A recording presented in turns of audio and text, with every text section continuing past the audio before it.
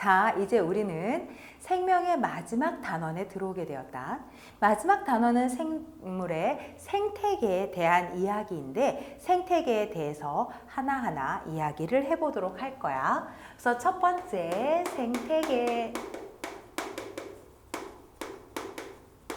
생태계는 조건이 좀 있어. 그래서 생태계를 확인을 좀 해야 되는데 생태계 그러면 첫 번째 생태계란 무엇을 말하는가 라는 얘기를 할 수가 있겠지. 생태계는 첫 번째 환경과 그 환경 속에서 살고 있는 생물이라고 나누어서 환경과 생물 전체를 생태계라고 부르는 거야. 예를 들어서 환경이라고 하면 공기, 빛, 온도, 토양,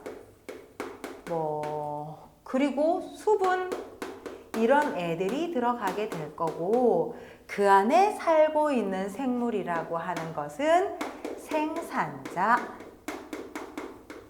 그리고 소비자, 그들을 먹고 사는 이 전체를 분해하는 분해자라는 개념으로 나누어서 환경과 생물 전체가 바로 우리는 생태계다라고 얘기를 하는 거야.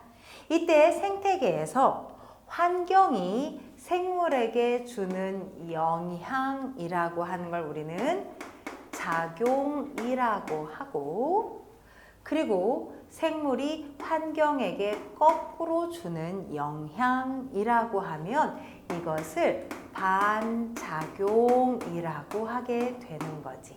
그래서 이 생태계에서 생물과 환경 사이에 어떠한 영향을 주고받느냐 이것을 확인해 주는 것이 오늘 수업의 포인트가 되겠다.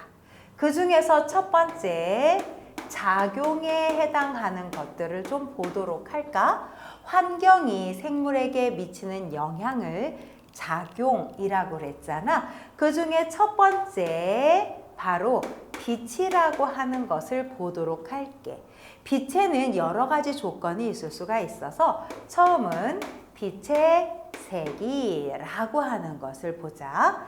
그러면 식물의 상태에서 빛의 세기가 어떤 영향을 주는가라고 보면 빛이 있을 때 이 식물들은 광합성을 하게 되겠지. 그러면 빛이 0일 때 이 식물은 미토콘드리아에 의해서 세포 호흡은 하지만 엽록체에 의한 광합성은 아직은 없을 거야.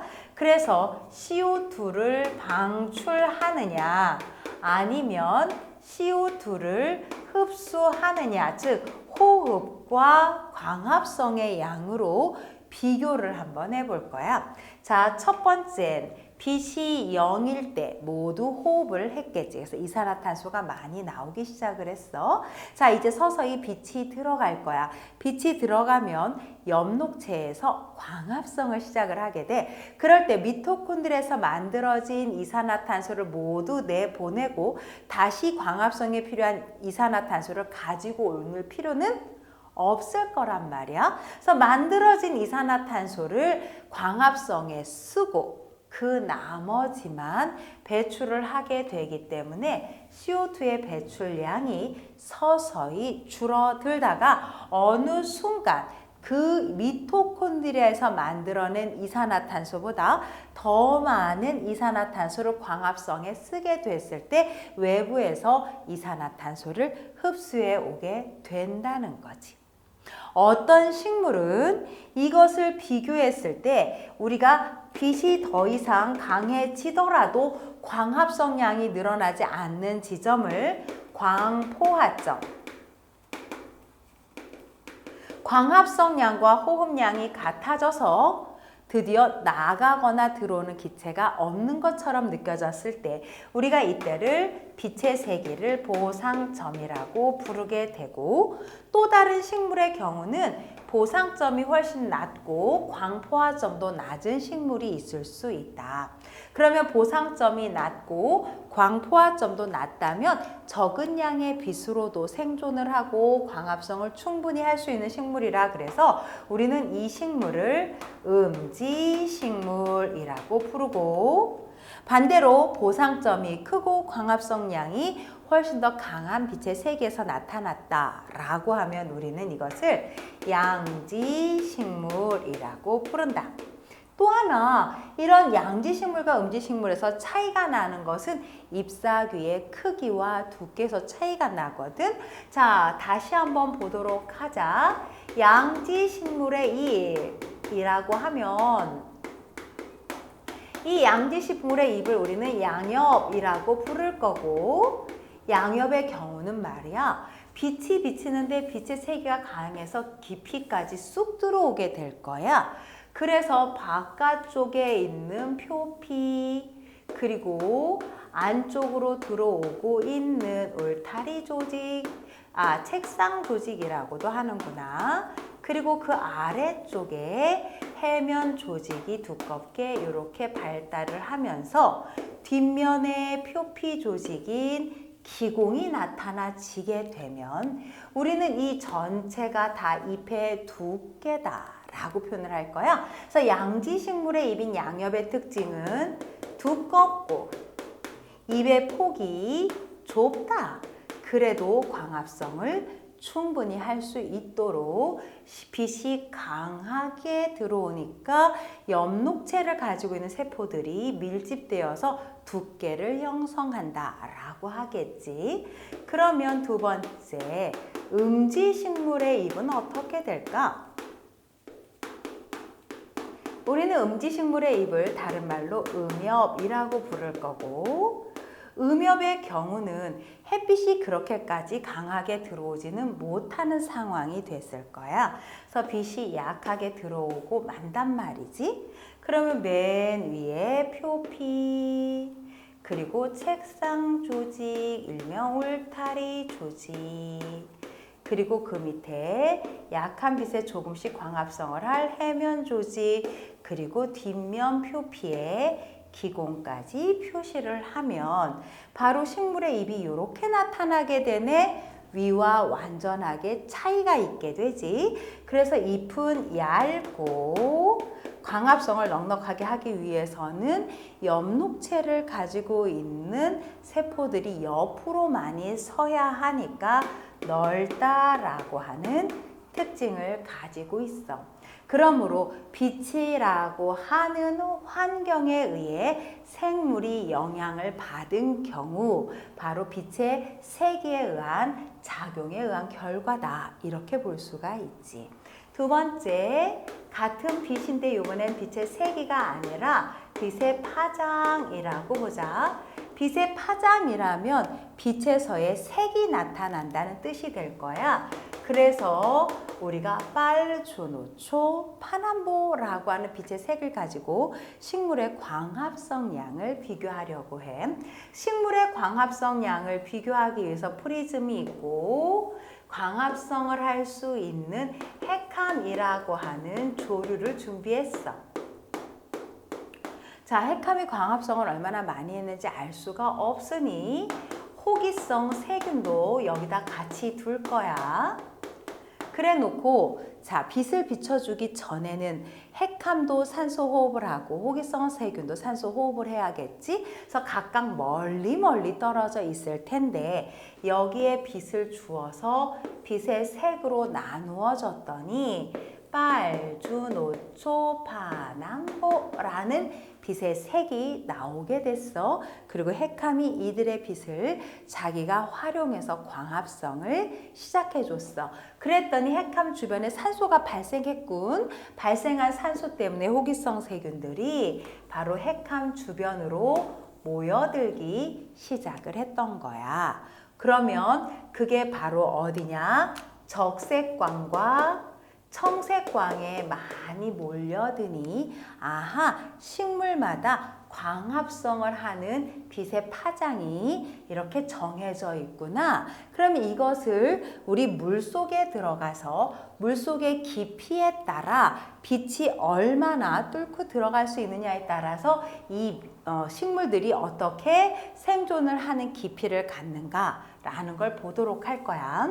자, 수심으로 보면 빛이 햇빛이 들어왔을 때 물리에서 배운 빛의 굴절에 의해서 빛이 오다가 많이 꺾이는 빛도 있고 적게 꺾이는 빛도 있다는 거지. 많이 꺾인 빛은 누구냐? 빨강색에 해당하는 빛이고, 적게 꺾인 빛은 누구냐? 바로 보라색에 해당하는 파란 빛이다 라고 이야기를 해주면, 이쪽 깊은 바다에 살고 있는 식물은 파란 빛을 흡수하고 빨강 빛을 반사하는 형태를 취할 거야. 그래서 우리 눈에는 빨갛게 보이는 홍조류가 되겠지.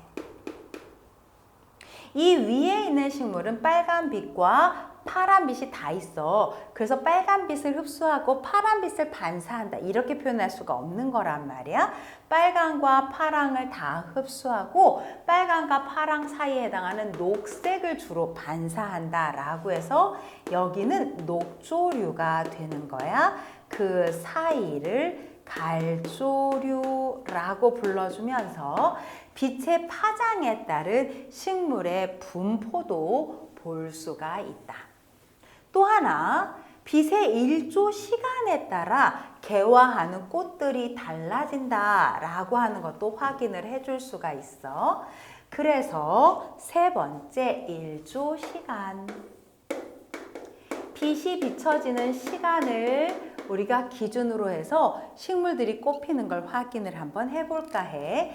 예를 들어서 하루를 기준으로 놓고 봤을 때 하루 중 반에 해당하는 시간을 한 개 암기라고 정해보고, 이 한 개 암기보다 암기가 더 긴 경우, 암기가 짧은 경우 꽃이 피는가 피지 않는가 이것을 비교할 거야. 그래서 그 비교하는 실험을 몇 번 할 거라서 이렇게 나눠보고 볼게. 첫 번째, 한 개 암기보다 암기를 길게 두자. 그리고 밝은 명기가 짧다라고 했을 때 이때 꽃이 피더라라는 경우는, 그러면 한 개 암기를 보다 암기가 짧았을 때는 꽃이 필까 안 필까? 당연하게 안 피겠지. 자, 한 개 암기보다 긴 암기가 있더라도 중간에 깨워주면 당연히 꽃은 이 한 개 암기를 하나의 연속으로 느끼지 못했기 때문에 꽃이 안 피게 된다. 우리는 이렇게 꽃이 피지 않는 이 경우, 꽃이 피는 경우 이렇게 봤더니 낮이 짧고 밤이 길 때 꽃이 피는 경우로구나. 우리는 이것을 단일식물 또는 가을꽃이라고 불러줄 거야. 만약에 이 경우가 반대가 돼서 암기가 길었을 때 꽃이 안 피고 암기가 짧아졌을 때 꽃이 피면, 그러면 반대 경우가 되겠지. 그러면 이때는 낮이 길어야 피는 꽃이 될 거란 말이야. 그래서 우리는 이것을 장일식물, 봄에서 여름으로 갈 때 피는 꽃, 그래서 우리는 봄꽃 또는 여름꽃의 형태를 이야기해 줄 수가 있다. 자, 이것이 바로 일조 시간이라는 거야. 일조 시간은 우리 앞에 작용을 하는 환경이 무엇이었어? 바로 빛이었단 말이지.